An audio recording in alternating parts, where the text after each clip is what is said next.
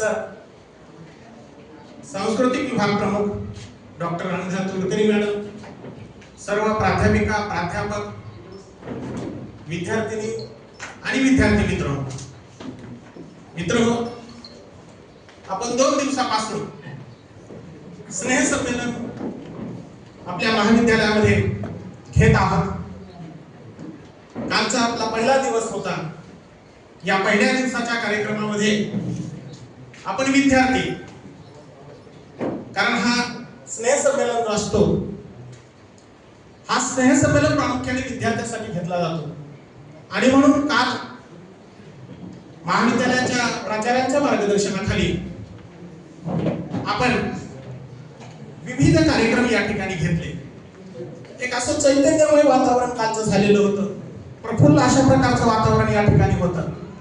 मन करारे प्रसन्न सर्व सिद्धीचे कारण, अशा स्वरूपाची मन ज्यांना लागू होते असे महाविद्यालयाचे प्राचार्य डॉक्टर डी.बी. मोरे सर या ठिकाणी सर्वांना मार्गदर्शन करत होते आणि म्हणून कालचा दिवस अगदी उत्साहामध्ये, आनंदामध्ये आपण या ठिकाणी साजरा केलेला आहे। आजचा दुसरा दिवस आहे। परंपरेनुसार आपण सगळे या ठिकाणी जमलेला आहात। बक्षीस वितरण या ठिकाणी कार्यक्रम व्यवस्थित होणार आहे। या स्नेह संमेलनाच्या निमित्ताने आणि महाविद्यालयाच्या शैक्षणिक वर्षामध्ये ज्या ठिकाणी आपण हा प्रगतीचा आलेख अजून पुढे घेऊन गेलेलो आहोत, अशा आपल्या सर्व विद्यार्थ्यांचा या ठिकाणी मान सन्मान आणि पाहुण्यांच्या हस्ते आणि पाहुण्यांच्या विचारामधून आपल्या सर्वांचं या ठिकाणी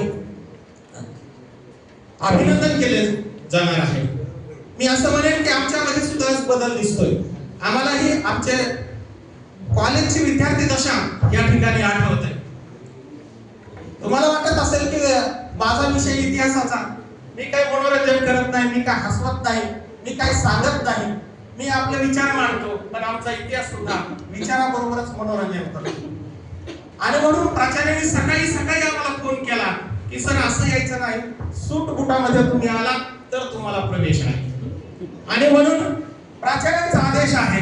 प्राचार्यांकडे पाहिलं की त्यांच्या चेहऱ्यावर एक तेज दिसलं पहा, एक हसरा चेहरा म्हणून प्राचार्याकडे पाहिलं जातं। असं वाटतं की सरांचं वय अजून तारुण्यामध्ये सर आहे, अशा स्वरूपाचं त्यांचं व्यक्तिमत्व आणि त्यांचा विचार आहे। आणि म्हणून या ठिकाणी आपण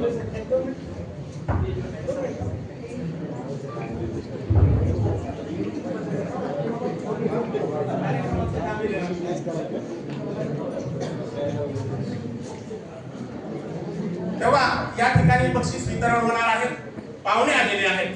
पाहुण्यांचं या ठिकाणी सर्वप्रथम मी स्वागत करतो, कारण पाहुणे यापूर्वी आलेले होते आणि पाहुण्यांनी खूप चांगल्या पद्धतीनं आपला बक्षीस वितरणाचा कार्यक्रम यापूर्वी सुद्धा पार पाडलेला आहे। आणि म्हणून सरांना आपण दुसऱ्या वेळेस या ठिकाणी निमंत्रित केलेलं आहे। सरांनी आपल्या विनंतीला मान देऊन या ठिकाणी आलेले आहेत। विशेषतः कवितेचे गाव अशा पद्धतीची त्यांची थीम आहे आणि या थीम मधून ते महाराष्ट्रभर नव्हे तर देशभर प्रसिद्ध आहे।